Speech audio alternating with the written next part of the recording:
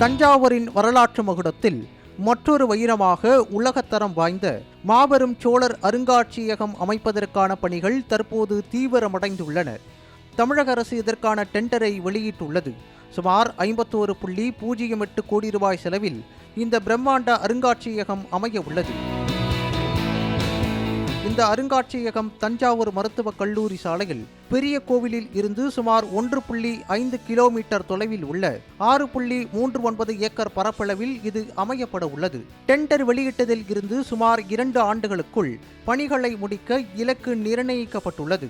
இதன் சிறப்பம்சம் என்னவென்றால், சாதாரண காட்சி கூடமாக அல்லாமல் நவீன தொழில்நுட்பத்துடன் சோழர் கால வாழ்வியலை மீட்டுருவாக்கம் செய்ய திட்டமிடப்பட்டுள்ளது. சோழர் காலத்து அரிய வெண்கல சிலைகள், கல்வெட்டுகள் மற்றும் ஓவியங்கள் காட்சிப்படுத்தப்படும். AR மற்றும் 3D தொழில்நுட்பம் மூலம் சோழர் கால போர்கள், கடற்படை பயணங்கள் மற்றும் நீர் மேலாண்மை முறைகளை நேரில் காண்பது போன்று அனுபவம் பார்வையாளர்களுக்கு வழங்கப்படும். சோழர்களின் எழுச்சி, கடல் கடந்த வெற்றிகள், கலை படைப்புகள் என தனித்தனி பிரிவுகளாக அருங்காட்சியகம் பிரிக்கப்படும்.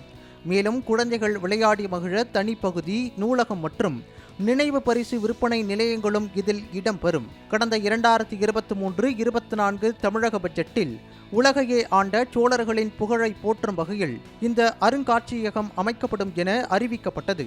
இதற்காக விரிவான திட்ட அறிக்கை தயார் செய்யப்பட்டு தற்போது கட்டுமான பணிகளுக்கு ஒப்பந்த புள்ளிகள் கோரப்பட்டுள்ளன. இந்த திட்டம் நிறைவடையும் போது தஞ்சாவூர் வரும் சுற்றுலா பயணிகளுக்கு பெரிய கோவிலுடன் சேர்த்து சோழர்களின் முழு வரலாற்றையும் ஒரே இடத்தில் அறிந்து கொள்ளும் வாய்ப்பு கிடைக்கும்.